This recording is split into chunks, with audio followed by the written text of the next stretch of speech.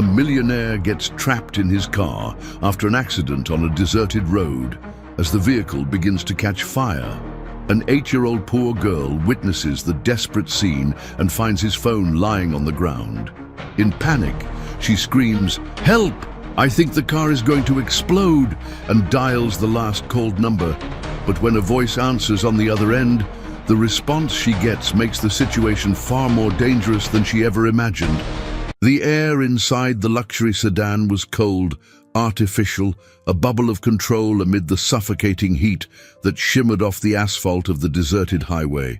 Arthur Sterling tightened his grip on the leather steering wheel, the tension from the meeting still vibrating through his veins like a slow-acting poison.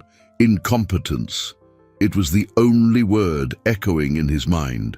Incompetence, and worse, a disloyalty he could feel in the air, as thick and sticky as the sweltering Thursday afternoon heat. Someone close, someone in whom he had placed an almost unconditional trust, was systematically dismantling his empire, piece by piece. The financial reports didn't lie.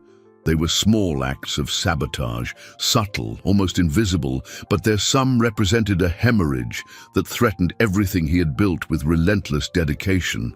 He had looked into the eyes of every director, searching for a flicker of guilt, but found only fear or flattery. Only Richard, his partner and friend of decades, seemed to share his outrage, his brow furrowed in genuine concern. Even so, a nagging seed of doubt refused to be ignored. Impatient, Arthur floored the accelerator, the powerful engine responding with a low, satisfied growl. He needed distance, speed, anything to make him feel in command again. The road stretched before him, a lonely grey ribbon cutting through the dry, dusty landscape. There were no other souls, no other vehicles in sight. It was just him, his car, and the ghosts of betrayal that haunted him. The empty mansion awaited him at the end of that road, a silent monument to his success and his solitude. He allowed himself a sigh, a rare concession to the vulnerability he kept locked beneath layers of arrogance and control. For an instant, the powerful Arthur Sterling felt small. A boy lost in a game where the rules had changed without him noticing. A sharp curve was approaching. Instinctively, his foot sought the brake pedal, pressing it with the familiarity of a gesture repeated thousands of times. But something was wrong, terribly wrong. The pedal sank to the floor without any resistance, a mushy, useless sensation. Panic, an emotion he despised and rarely felt, rose in his throat like bile. He pumped the pedal once, twice, 3 times. Nothing. The car, instead of slowing, seemed to gain speed, devouring the asphalt toward the treacherous curve. The facade of absolute control shattered. The subtle scent of burning rubber began to invade the cabin, and a sharp, sickly metallic sound came from somewhere beneath the chassis. The realization hit him with the force of a punch. This wasn't a malfunction. It was a trap. The meeting, the suspicion, the sabotage. It all connected in a terrifying flash. The world became a blur of brown and green as he lost control. The car skidded, the front tire blowing out with a bang that tore through the afternoon silence. The sound of twisting metal and shattering glass was the last symphony his ears registered before the vehicle flipped with brutal violence. The roof caved in, the world spinning in a kaleidoscope of pain and confusion. For a second, there was a profound silence, broken only by the ticking of hot parts cooling. Hanging upside down, pinned by the seatbelt that dug into his chest, Arthur tasted blood in his mouth. His vision darkened at the edges, but before unconsciousness could take him, he saw it.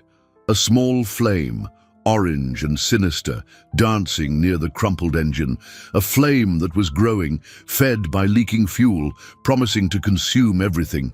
The fine dust of the dirt road clung to her sweaty skin, and the midday sun felt like a hot anvil on her head. Lena, 8 years old with perpetually scraped knees, stopped chasing a yellow butterfly when the distant sound reached her.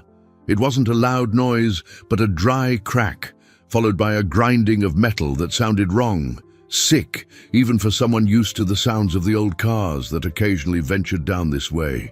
She lifted her small, attentive eyes toward the main road, the one they called the asphalt road. A column of thick, black smoke began to rise into the blue sky. A dark and ominous stain. Her grandma always said, "Where there's smoke, there's fire," and Lena's heart, a brave little drum, began to beat faster. She didn't think. She acted. With the agility of someone who knew every rock and thorny bush of this terrain, she started running toward the danger. Her worn-out sandals barely protected her from the hot, uneven ground. Her breath came in short gasps, and the taste of dust filled her mouth. The community where she lived, a handful of simple, hardy homes, was left behind. She was the only one out here, a tiny figure running against a vast, indifferent landscape. The smoke grew thicker as she approached, and the acrid smell of rubber and something else, something chemical and sweet, burned her nostrils. Fear began to set in, a cold feeling in her hot stomach, but the image of someone needing help was stronger. Grandma also said the worst thing in the world was to see suffering and look the other way, and Lena never looked the other way. When she finally reached the edge of the asphalt road, the scene made her freeze for an instant. The car, or what was left of it, was a sculpture of twisted metal upside down, crushed against the ground. Orange flames licked at the front end, growing with a terrifying hunger. The heat was intense, forcing her to take a step back. Her eyes scanned the wreckage, and that's when she saw him. A man hanging by his seatbelt, his face covered in soot and blood, motionless. Was he? No, she couldn't think that. He needed help, immediately. She looked around, at the empty road stretching in both directions. No one. They were alone. Panic threatened to choke her, but she pushed it down. That's when something glinted in the harsh sun, a few feet from the wreckage. A small black rectangle, smooth and strangely intact. A cell phone. She'd seen one in the hands of the few visitors who came to her community. It was a tool for talking to people far away. Running to the device, she picked it up. The screen was cracked but lit. Her small, trembling fingers slid across the surface. She didn't know how to dial 911, didn't know the number. But there was a green button on the screen with the word "redial" next to a name, Richard. It was her only chance. With her heart in her throat, she pressed the icon. The phone rang once, twice. On the other end, a man's voice answered, surprisingly calm. "Arthur, did something happen?" the voice asked. Lena couldn't speak. A sob caught in her throat. The voice continued, now with a different tone, softer, almost fatherly. "Hello, is someone there?" Lena finally managed a sound, a frightened whisper. "Help! The car! Fire!" A brief silence followed, and then the voice replied, with a tranquility that chilled the little girl's spine without her understanding why. "Where are you, sweetie? You just stay right where you are. Help is on its way." The man's words on the phone hung in the heavy, smoky air, a strange balm of calm in the midst of chaos. "You just stay right where you are." To an 8-year-old girl, taught to respect and obey her elders, it should have been a relief, a simple order to follow. But Lena's instinct, honed by the need to read the world around her to survive, screamed that something was wrong. The voice held no panic, no urgency. There was a controlled coldness, a stillness that didn't match the image of a burning car and an injured man. It wasn't the sound of someone sending help. It was the sound of someone ensuring a chess piece stayed on its square. She looked from the phone in her hand to the flames that now danced with a hungry ferocity, licking at the car's twisted metal. The heat was a slap to the face. A low, guttural moan came from inside the vehicle. The man was alive. The decision was made in the blink of an eye, a silent rebellion against an order her soul knew was a lie. Staying there meant watching this man be consumed by fire. It meant carrying that image for the rest of her days. She couldn't. Her grandma would say that inaction is the accomplice of evil. Lena dropped the phone into the roadside dust. Her eyes, small and determined, scanned the roadside for a tool, for anything, and then she saw it, a sharp-edged rock with a promising weight to it. It was big for her small hands, but necessity gave her a strength she didn't know she possessed. With an effort that made her arms tremble, she lifted it. Staggering under the weight, she approached the car. The heat was an invisible monster trying to push her back. The smell of burning plastic and gasoline was suffocating. She could see the man's face now, his eyes half open in a haze of pain and confusion. He was trapped by the seatbelt. The thick, dark strap stretched across his chest like a steel bar. The metal buckle crushed and jammed in the crash. She tried to press the red release button, but her small fingers lacked the strength to move the damaged mechanism. The flames roared louder, a warning. Time was running out. Taking a deep breath of the toxic air, Lena raised the rock above her head. The motion was clumsy, driven more by courage than technique. She aimed for the buckle and brought it down. The impact was a dull thud that vibrated up her arms. The plastic casing of the buckle cracked but didn't give. The man groaned again, a sound that spurred her on. She would not fail, not with a life in her hands. Ignoring the blistering heat that was beginning to form on her exposed skin, she raised the rock once more. This time she put all her weight, all her fear, and all her determination into the blow. A sharp crack, like a breaking bone, echoed above the roar of the fire. The mechanism shattered. The seatbelt strap went slack instantly, releasing the man, who slumped lifelessly over the wreckage of the dashboard. Fleeting relief washed over her, but it was immediately replaced by a new panic. He was free, but he was still inside an oven about to explode.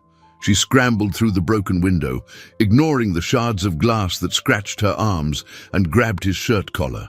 She pulled with all her might, her feet slipping in the dust. He was a dead weight, impossibly heavy. The fire, as if offended by her interference, surged forward with fury, engulfing what was left of the hood. That's when she heard another sound, different from the fire. The sound of tires on asphalt approaching fast. Looking up, she saw a dark car coming down the highway, still distant, but slowing down.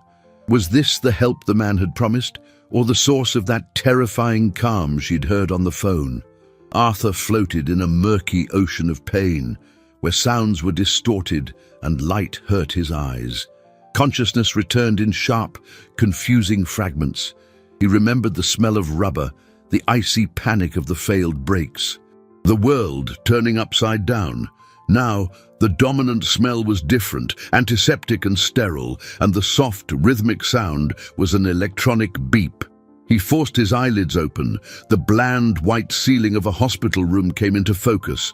An IV was taped to his arm, and a throbbing pain radiated from his ribs and head with every breath. He was alive. The realization should have brought relief, but it only brought a flood of urgent questions. How? The last image in his mind was of orange flames crawling toward him, a promise of annihilation. A nurse entered the room, his friendly face lighting up when he saw him awake. "Mr. Sterling, good to have you back with us. You gave us quite a scare." Arthur tried to speak, but his throat was as dry as sandpaper. The nurse offered him a cup of water with a straw. "Easy does it," he advised. After a few sips, Arthur managed a question. What happened?" The nurse smiled. "You're lucky, very lucky. A little girl found you. She managed to pull you from the car moments before it exploded. The firefighters said it was a miracle. One brave kid, that's what everyone's saying." A girl. The image was hazy, almost a dream. A small face, smudged with soot, huge and determined eyes, an impossible strength pulling him away from the hellish heat. It hadn't been a delusion. In the days that followed, as his body began to heal under the care of the best medical team his money could buy, the details of his rescue emerged. The police interviewed him, and he told them about the sabotaged brakes. They listened with professional skepticism, taking notes, but their expressions suggested that a stressed-out millionaire could easily mistake an accident for a conspiracy. It was when he asked about the girl, his savior, that the story took a disconcerting turn. "Ah, yes, Lena," the detective said, flipping through his notes. "A girl from the community nearby, lives with her grandmother. She told us an interesting story." The detective's tone was patronizing. "She said she used your phone, called the last number, and that a man answered strangely, telling her to wait at the scene." Arthur felt a chill. "And did you trace the call?" The detective shrugged. "There was no call log on your device, Mr. Sterling. It was damaged by the heat, and the girl, well, she has a vivid imagination. Kids from that area make up all sorts of stories for attention. She's probably just after a reward." Anger rose in Arthur's throat, hot and bitter. Ingratitude, ignorance. A child had saved his life, a life worth billions, and she was being dismissed as a liar looking for a handout. The gratitude he felt mingled with a growing horror. The girl had not only saved him, but she was also the only other witness to that moment, the only one who had heard the voice on the other end of the line, the calm, controlled voice that belonged to his predator. If they were dismissing her story, it left her vulnerable, exposed. He, Arthur Sterling, the man who controlled empires, owed his life to a child the system considered insignificant and invisible. And he realized, with a clarity that frightened him, that the battle for his survival hadn't ended on the highway. In fact, it was just beginning, and now he wasn't just fighting for himself. He had to protect that girl. He had a debt that no amount of money could repay. But as he recovered in that sterile room, the first installment would be ensuring she was believed, and to do that, he had to find her, hear the story from her own lips, and then make the whole world listen. As soon as he was discharged, against his doctor's advice for prolonged rest, Arthur's first order of business was to find Lena. It wasn't difficult. His personal assistant, an efficient and discreet young man named Daniel, located the community in under an hour. It was a cluster of humble homes, built with reclaimed materials and a great deal of resilience, nestled in a fold of land forgotten by progress. As he stepped out of his replacement car, a sober model that still looked like a spaceship in this setting, Arthur felt the curious and distrustful stares of the residents. He was a stranger, an intruder from the world of asphalt and money. Lena's house was one of the smallest, but also one of the most cared for. A small garden of stubborn herbs grew in old cans near the door, and a lace curtain, yellowed with age, hung in the single window.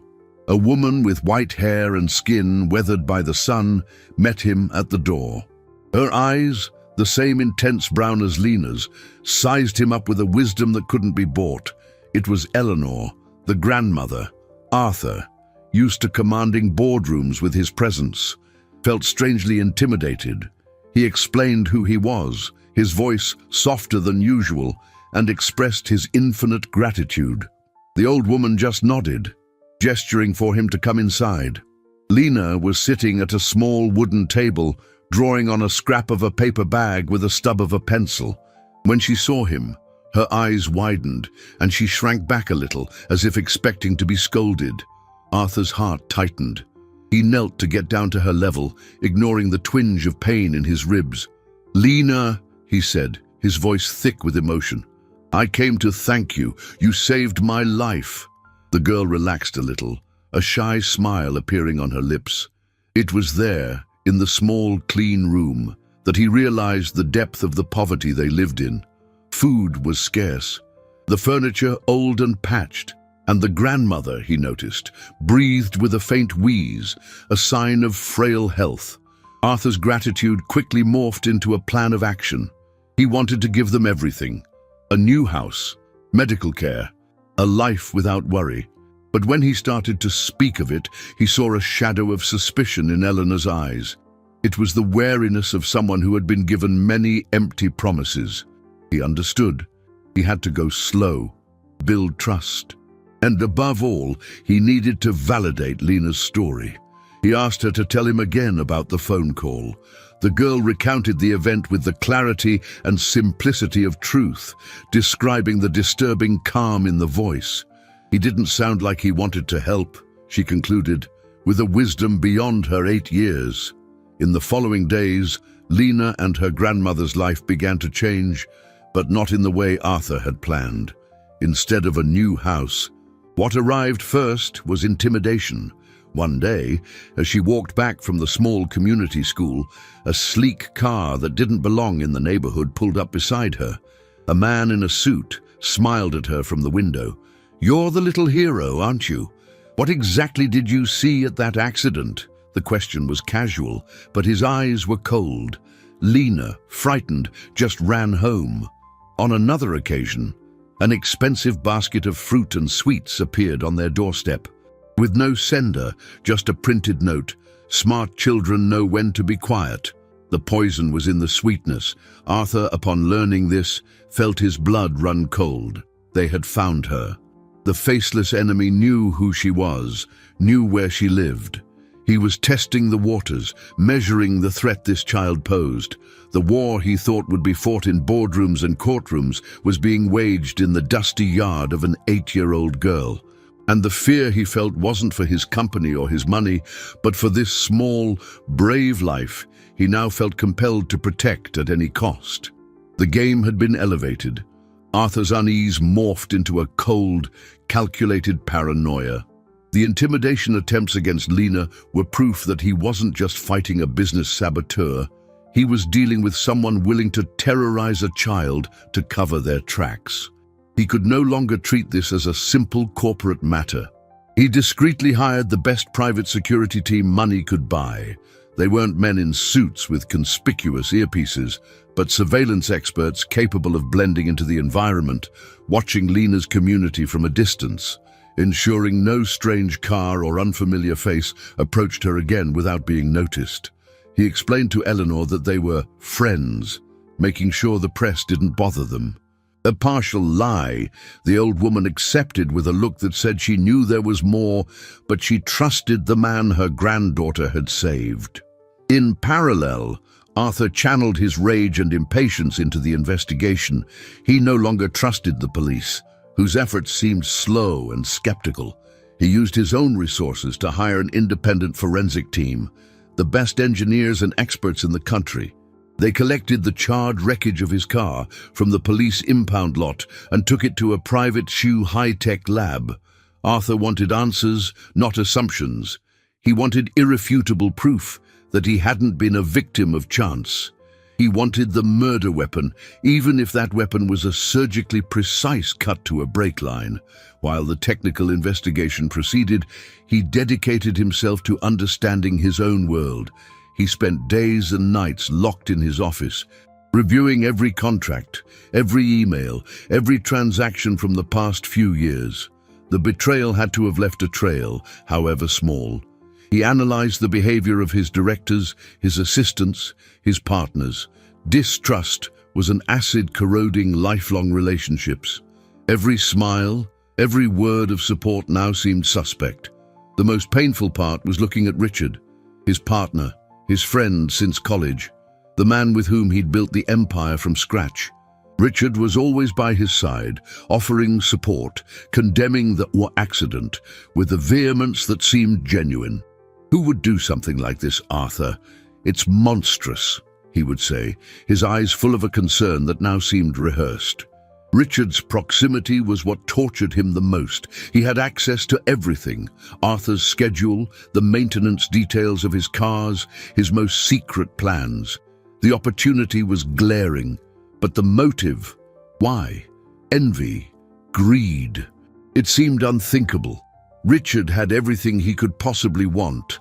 Arthur fought against his own intuition, the little voice in his head that screamed his friend's name, because accepting that truth would be more devastating than any financial loss. It would be the bankruptcy of his ability to judge human character, the annihilation of the only true friendship he thought he had. The turning point came on a rainy night, nearly 2 weeks after the crash. Daniel, his assistant, entered his office with a tablet in hand, his face pale.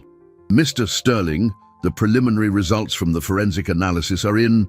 Arthur took the device, his hands steady despite the tremor inside him. The words jumped off the screen, technical and cold, but their meaning was crystal clear. Deliberate severing of the brake fluid line, use of high-precision tool, consistent with professional sabotage. There it was, the proof. The confirmation that his life had been the target of an elimination attempt, the complete validation of Lena's testimony. He felt a mixture of vindication and terror. Suspicion had solidified into certainty, but the confirmation brought a new, terrible implication. If the sabotage was professional, the saboteur was no amateur.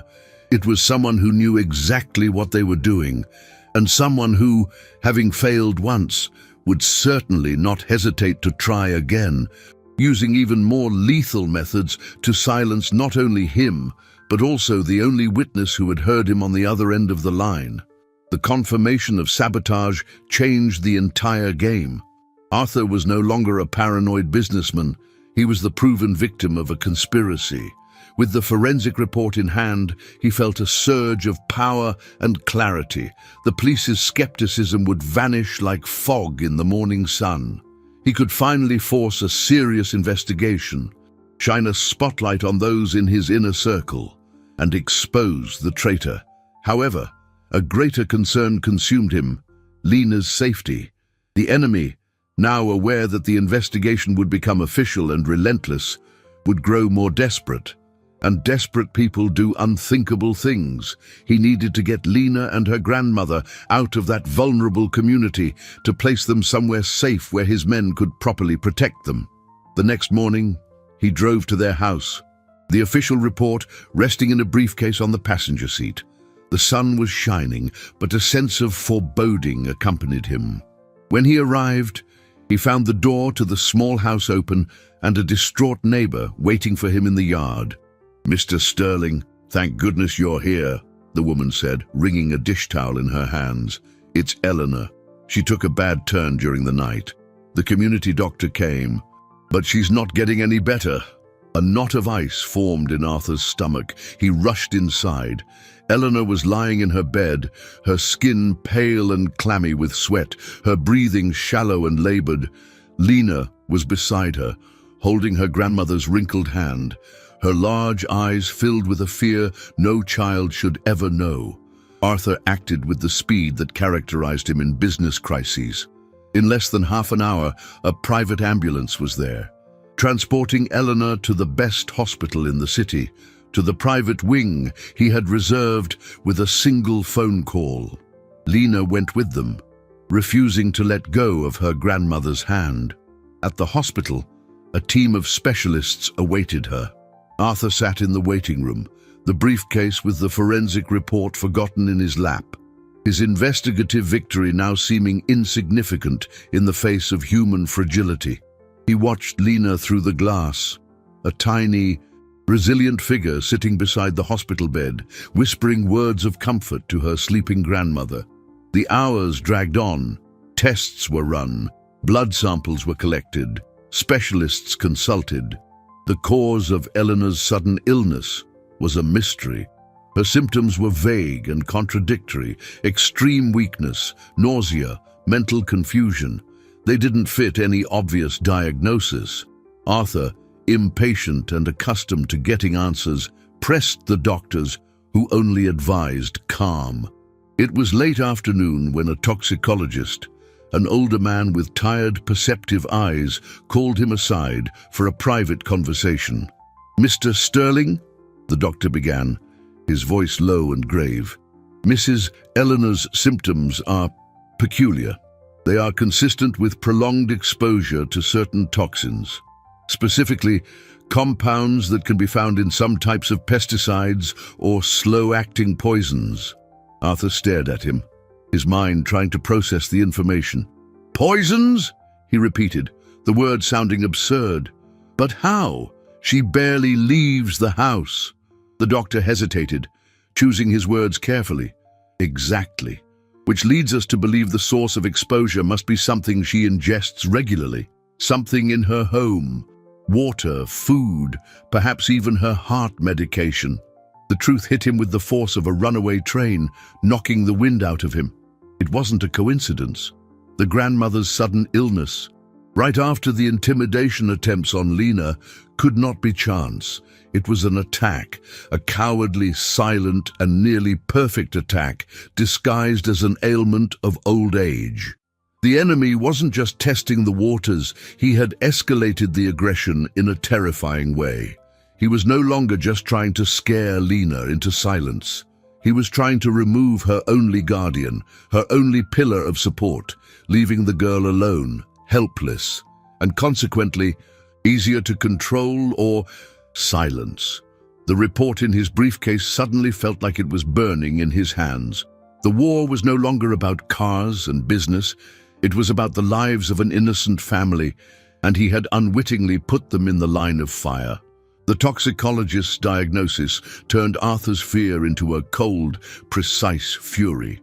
The cruelty of the method, slowly poisoning a sick old woman to terrorize her granddaughter, revealed a level of depravity he could barely comprehend. It was a sick chess move, removing the queen to leave the pawn exposed. He immediately ordered his security team to seal off Lena's house, treating it like a crime scene. Nothing was to be touched until his own experts, the best in the country, arrived to analyze every grain of sugar, every tea leaf, every drop of water. He trusted no one else. While Lena's grandmother was treated with the best antidotes and intensive care his money could provide, Arthur became the wall between that family and the monster hunting them. He installed Lena in a luxury hotel suite, an environment as alien to her as the planet Mars. The girl, despite the luxury surrounding her, was quiet and withdrawn, the worry for her grandmother weighing on her small shoulders. Arthur found himself in a role for which he had no training: caregiver. He tried to distract her with expensive toys, giant televisions, and foods she had never seen. But nothing seemed to reach the depth of her anguish. It was only when he sat on the floor with her, with a pad of paper and some colored pencils, that she began to open up. He was no good at drawing. His attempts at a dog looking more like a misshapen cloud, and it made her laugh. A small, fragile, but genuine laugh. In that moment, on the cold marble floor of an impersonal hotel, an unlikely connection began to form. He was no longer just the rich man or the crash victim.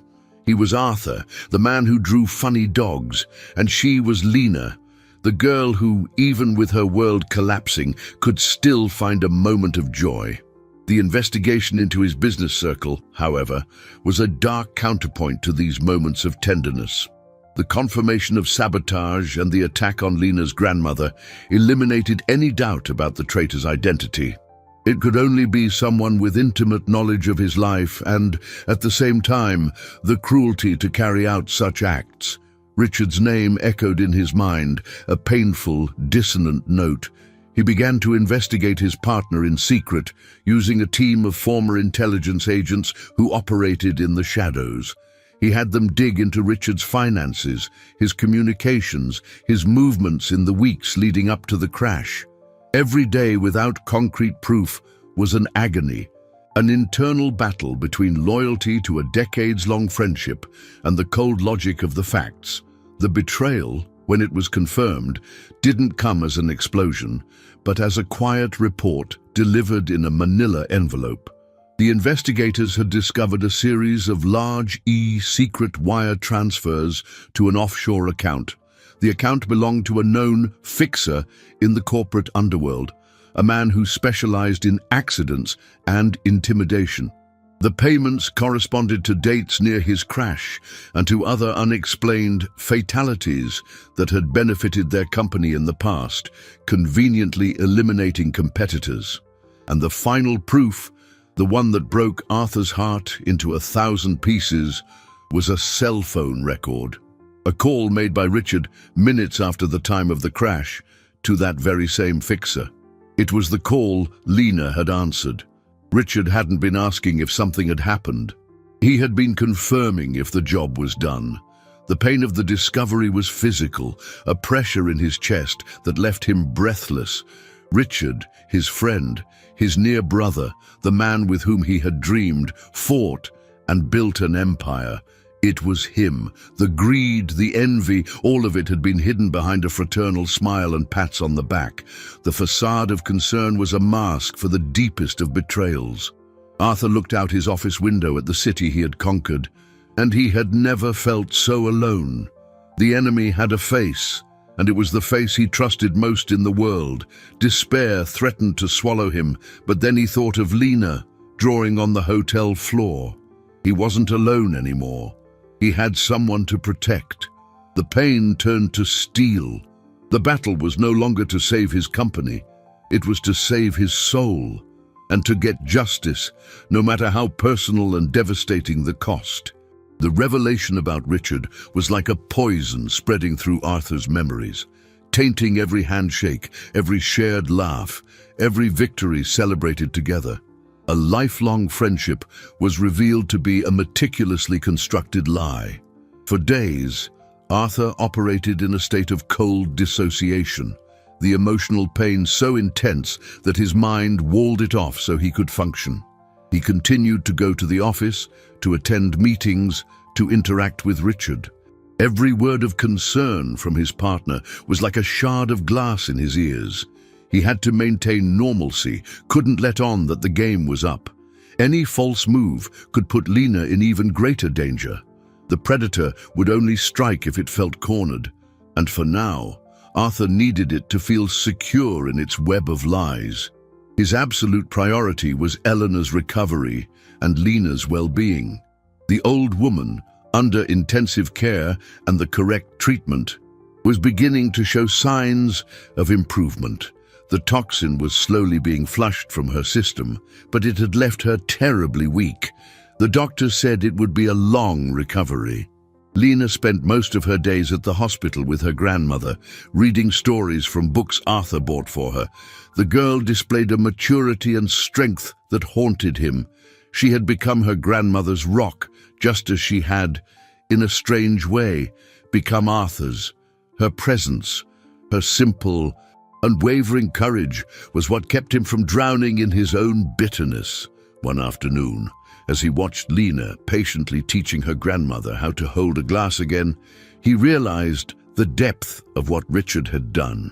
He hadn't just tried to take his life and his empire. He had attacked innocence, pure goodness, in an attempt to erase his tracks. He had turned a hero into a victim, and Arthur would not allow it. In that moment, he made a decision. It wasn't enough to expose Richard. He had to dismantle everything that allowed a man like him to thrive. Meanwhile, Richard, sensing the situation was unresolved, began to get nervous. He didn't understand why Arthur was still alive, why the girl wouldn't be quiet, and why, despite everything, business continued as usual. Arthur's survival was a dangerous loose end. The pressure started to make him careless. He made new calls to his fixer, conversations that Arthur's team was now monitoring and recording. The orders were clear. The girl needed to disappear, not violently at first, in a way that seemed official, clean, a way that would permanently discredit her. The blow came on Friday morning. Lena, who had started attending a small private school near the hotel under the discreet watch of two of Arthur's security guards, was not there to be picked up at the end of the day. The panic was immediate. The driver and guards searched the entire school, but she had vanished.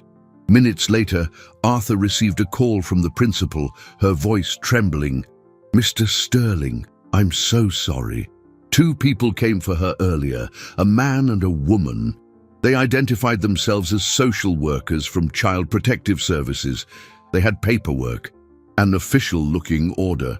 They said there had been reports concerning the girl's family situation and that they were taking her to a temporary shelter for evaluation. It all seemed so legitimate." Arthur's blood ran cold.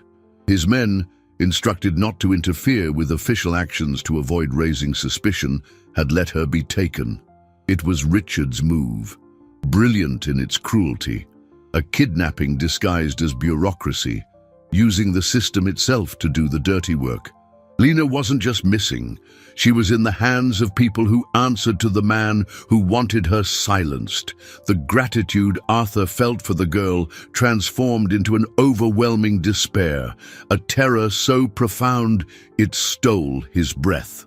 She was in mortal danger, not for anything she did, but because she had the courage to save his life. Guilt and fear crushed him with the force of 1,000,000 tons. He had failed to protect her, and now, every second counted in the race to find her before it was too late. Arthur Sterling's world, a universe built on the premise of absolute control, disintegrated with a single phone call. The despair that followed wasn't a cold, manageable emotion, but an overwhelming torrent that drowned him. For a moment, he was paralyzed, his hand gripping the phone so tightly the plastic groaned. The image of Lena, with her serious eyes and silent courage, being led away by strangers under the guise of the law, was torture.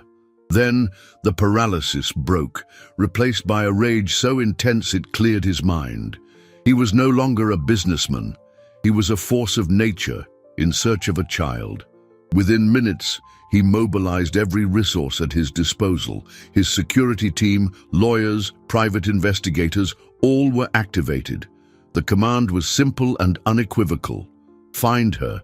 Use any means necessary. The search machine Arthur set in motion was relentless. Contacts in government agencies were called, favors cashed in, pressure applied. It quickly became clear there was no official order, no record of CPS agents assigned to Lena's case. The kidnapping had been executed with shocking audacity, exploiting people's trust in authority. While teams scoured the city, analyzing security cameras and questioning witnesses, Arthur locked himself in his makeshift command center. The city map projected on a wall, every second of waiting a needle in his soul. Guilt gnawed at him. He had brought her into his world, exposed her to his monsters, and failed to keep her safe. The silent promise he had made to himself to protect her lay in ruins. It was in the midst of this chaos, as he barked orders into the phone, that Daniel entered the room, his face darker than Arthur had ever seen it. He carried a thin file. "Mr. Sterling," he said, his voice low.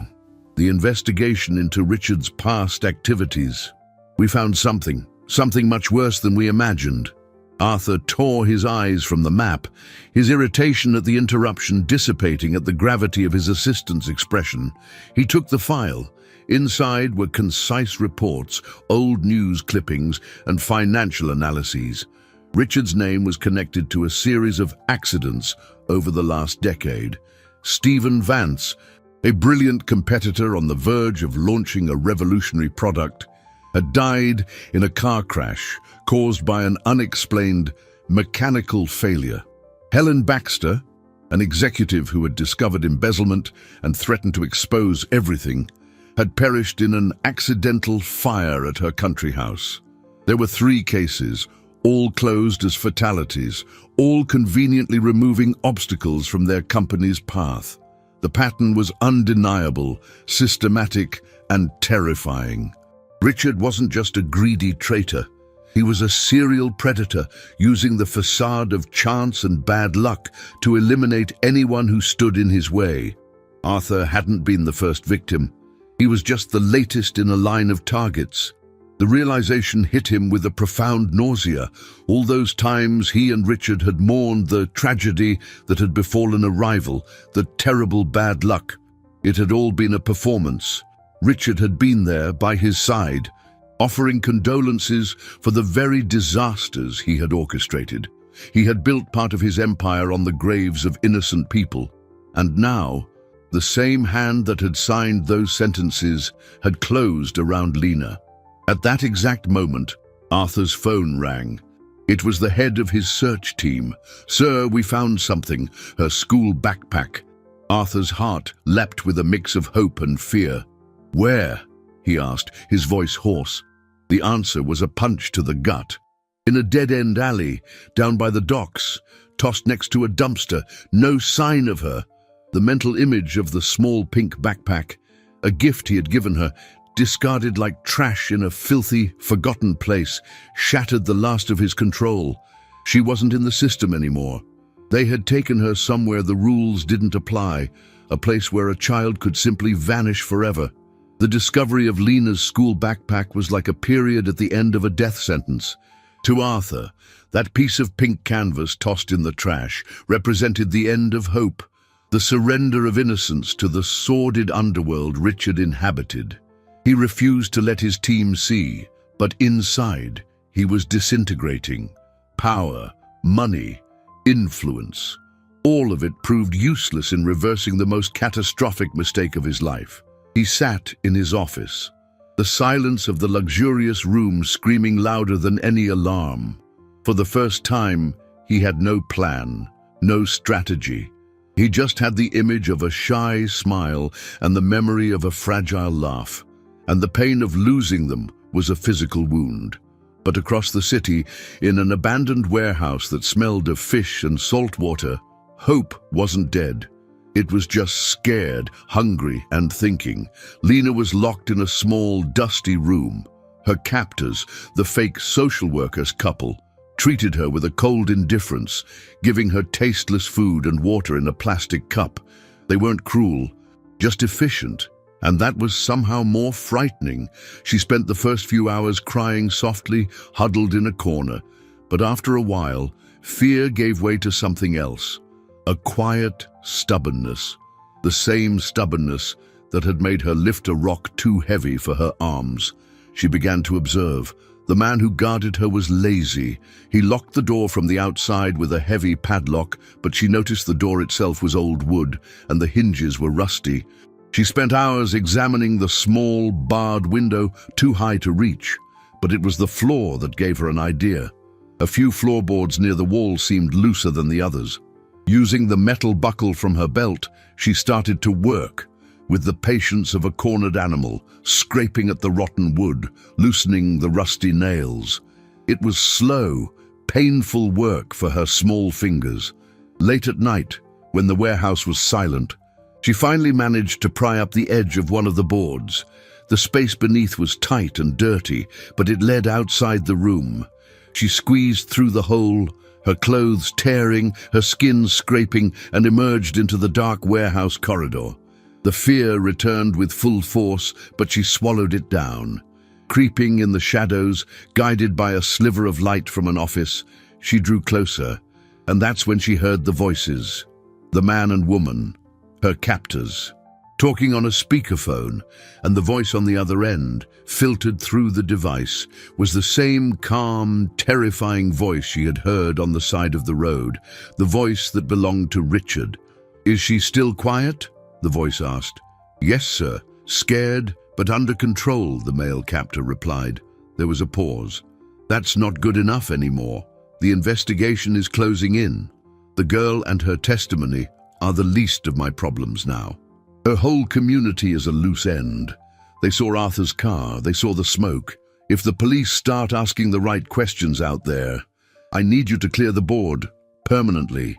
A gas leak, a fire, make it look like a tragic accident. No one will care about that place." Lena felt the air leave her lungs. Clear the board.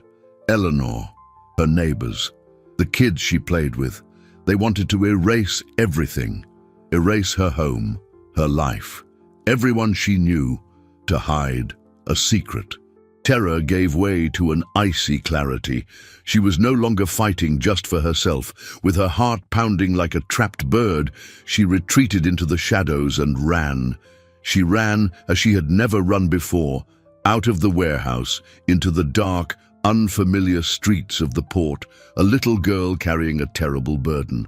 After hours of hiding, as dawn broke, she saw a kind-faced dockworker and asked, her voice trembling, to use his phone. She only knew one number by heart, the number Arthur had made her memorize. "For emergencies," he had said, and this was the biggest one of all. The phone rang once, twice, and Arthur's voice, hoarse with exhaustion and despair, answered. "Hello? Arthur," she whispered. "It's me, Lena. I got away, but you have to listen. He's going to hurt everyone." Lena's voice, a fragile whisper across the phone line, was like a defibrillator to Arthur's stopped heart. The exhaustion and despair evaporated, replaced by a pure, cold adrenaline. She was alive, and she was fighting. He listened, absorbing every terrified word about Richard's plan to eradicate her community, and the rage inside him crystallized into a diamond of purpose. That monster would not touch another soul. As his security team mobilized to the location Lena indicated, he calmed her with a steadiness he didn't know he possessed. "Lena, you were incredibly brave. Now I need you to do one more thing. Stay hidden and don't talk to anyone until my men get there. They'll use the password Yellow Butterfly. Understand?" "I understand," she whispered back, and the call ended. Arthur had barely hung up when his personal cell rang. The name on the screen made his blood boil. Richard. He took a deep breath, forcing a mask of exhaustion and confusion into his voice. "Richard?" His partner's voice was a well of false sympathy. "Arthur, my friend, I heard what happened. The girl. It's a tragedy. I'm devastated. The police are doing nothing. I have my own contacts. I think I know who's behind this. We need to talk alone, to clear this misunderstanding up once and for all." It was the bait, the invitation to the slaughterhouse. "Where?" Arthur asked, his voice deliberately shaky. Richard gave him the address, an old, abandoned steel mill on the edge of the city. "Come alone, Arthur. For the sake of our friendship, for your safety." The trap was set, but now the prey knew exactly where he was going. Hours later, with Lena safe and under the protection of his most trusted men at a secret location, Arthur met with her and his head of security. He explained Richard's plan. It was Lena, her mind sharpened by the streets, who offered the missing piece. "Those old places are full of noise," she said, her voice low but firm. "Things stacked up. Loose metal. If you make a really loud noise in one place, everyone looks there." The simplicity of the idea was genius. The survivor's cunning and the millionaire's resources merged into a dangerous plan. Arthur would go to the meeting. His men, equipped with listening devices and night vision, would position themselves around the perimeter, and Lena, at her own insistent request, would have a crucial role. As dusk fell, Arthur drove to the steel mill. The place was a skeleton of concrete and steel, haunted by the wind that howled through broken windows. The shadows were long and menacing. Richard was waiting for him in the center of the main hangar, and he wasn't alone. Two burly men flanked him. The mask of friendship had dropped, revealing a face twisted by greed and hatred. "You just don't die, do you, Arthur?" He spat the words. "Always lucky. First the crash, then the girl, a pest that refuses to be eradicated." He motioned to his men, "But all luck runs out." As the henchman advanced, Arthur kept his eyes locked on Richard, his heart hammering, but his face a mask of defiance. He was buying time, waiting for the signal. On a high metal catwalk, deep in the shadows above them, a small figure moved. Lena, guided by one of Arthur's men, had reached her position. She looked down at the man who had become like a father to her. Surrounded by enemies, fear paralyzed her for a second. She could run, save herself. But then she saw Arthur's gaze, a look of trust in her. It was the same look he must have had when he was trapped in the burning car, waiting for a miracle. She was his miracle, then and now.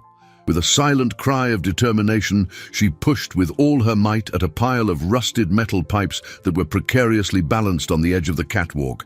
The crash of metal on concrete was deafening, an artificial thunder that echoed through the hangar, causing everyone, including Richard and his men, to instinctively turn toward the sound.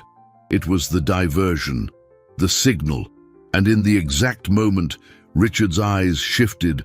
Arthur lunged forward. In the chaotic instant created by the crash, the world seemed to move in slow motion. Richard's goons, momentarily stunned, hesitated. It was all Arthur needed. Years of discipline and the adrenaline of desperation guided his movements. He didn't attack Richard, but seized him. using his former friend's body as a human shield as he retreated to the cover of a large concrete pillar. "Don't move!" he shouted, his voice echoing in the vast industrial space. The surprise and sudden reversal of roles froze the two men, who looked to Richard for orders. Richard, caught in Arthur's iron grip, gasped, his face a mask of rage and disbelief. "You idiot! Get him!" he hissed, but his men didn't dare risk a shot. It was in this tense standoff that the lights came on. Blinding beams from tactical flashlights flooded the hangar from every direction. From the shadows, silent, dark figures emerged, Arthur's security team moving with the precision of a military unit, disarming the stunned henchmen before they could react, and with them, the police. Not the skeptical detectives from the beginning, but a special task force, alerted by Arthur's team with irrefutable proof. Recordings, financial transactions, and most importantly, a testimony that was about to be given. Richard looked around, his face paling as he realized the game was over. The trap he had set had closed on him. As Richard was handcuffed, his eyes locked on Arthur's with a hatred that promised a lifetime of resentment. Arthur only had eyes for the catwalk above. Lena stood there, looking down, her face smudged and her eyes wide, held in the arms of one of her protectors. He nodded to her, a small gesture that conveyed a universe of gratitude and relief. She had done it again. She had saved him. The brave girl who used a rock to break a seatbelt had now used a pile of pipes to break a conspiracy. The emotional parallel of that moment hit him hard. A powerful echo of the rescue on the burning highway. In the days and weeks that followed, the truth came out with the force of an avalanche. Richard's confession, in exchange for a lesser sentence, not only solved the attempt on Arthur's life, but also reopened the cold cases of past accidents. Families who had lost loved ones to bad luck finally had justice. Richard's story wasn't just about personal betrayal, it was about a system that allowed corporate predators to operate with impunity. The most shocking revelation, however, was the extent of the network of accomplices. It turned out Richard hadn't acted alone. There was a web of investors and fixers who profited from the elimination of owners and competitors. Arthur's investigation started to save his own life, ended up exposing a cancer that had spread throughout the business world. For Arthur, the victory in court was secondary. His real battle was rebuilding a life from the ashes of betrayal. The empire he'd built with Richard now felt tainted, contaminated. But amid this desolation, something new and infinitely more valuable was growing. He spent his days at the hospital with Eleanor, who was recovering slowly, and with Lena, who now smiled more often. He discovered a simple pleasure in reading stories to them, in hearing about Lena's day at school, in just being present. He began the legal process of becoming Lena's legal guardian, a decision that felt like the most natural and right thing he had ever done in his life. He wasn't just offering them a home, he was asking to be part of their family, seeking a safe harbor for his own shipwrecked soul. The girl society had deemed insignificant, and the millionaire who considered himself self-sufficient had found in each other the missing piece to become whole. 5 weeks had passed since that sweltering Thursday afternoon, 5 weeks that felt like a lifetime. Arthur Sterling now measured time not in fiscal quarters, but in milestones of recovery. The day Eleanor could walk the hospital corridor unassisted, the day Lena lost her first baby tooth and put it under her pillow with solemn expectation, the day the adoption papers were finalized, turning a legal guardian into a father. His mansion, once a silent mausoleum to his solitude, now echoed with a girl's laughter and the quiet conversations with a wise grandmother. The void had been filled, not with possessions, but with presence. The company, now purged of Richard's and his network's influence, was being restructured. Arthur was rebuilding it on a new foundation, based not just on profit but on ethics and responsibility. He sold his collection of sports cars and used the funds to create a foundation in the names of all of Richard's victims. offering legal and financial support to families affected by corporate crime. Justice, or, he had learned, wasn't just about punishing the guilty, but also about healing the wounded. On a sunny Sunday morning, he, Lena, and Eleanor, now strong enough for outings, returned to that deserted highway. The crash site was no longer a scar of burnt metal and broken glass. Arthur had had it all cleared and, in its place, had planted a small grove of aspen trees. In the center, there was a simple wooden bench. They sat, the silence between them comfortable. What had once been a place of terror and near death was now a symbol of rebirth.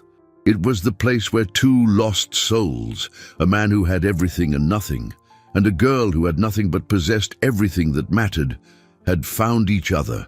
Lena hopped off the bench and ran to the side of the road, returning with something in her hand. It was a sharp-edged quartzite rock, much like the one she had used to free him. She handed it to Arthur. He held it, feeling its weight and solidity in his palm. It was a simple, common object, but in the right hands, at the right time, it had become the key that broke the chains of injustice. "I think we should take this one home," he said, his voice thick with emotion. "To remember." Back at their new home, Arthur placed the rock in the garden among the roses. It was a silent memorial, a symbol that simple tools like courage and kindness can break the strongest prisons. He finally understood that true power didn't lie in the control he exerted over his empire, but in the vulnerability of accepting help and the strength required to protect those who had first protected him. Lena, in turn, discovered that her bravery had not only saved a life, but had unmasked a network of predators, and in the process had given her the stable, loving family she had always dreamed of. The road, where nearly everything was lost, now hosted the first of many community centers funded by Arthur's new foundation, a safe place for vulnerable children.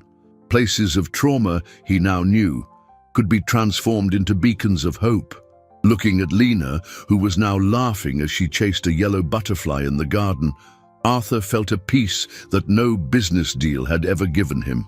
Sometimes, guardian angels don't come with wings and harps.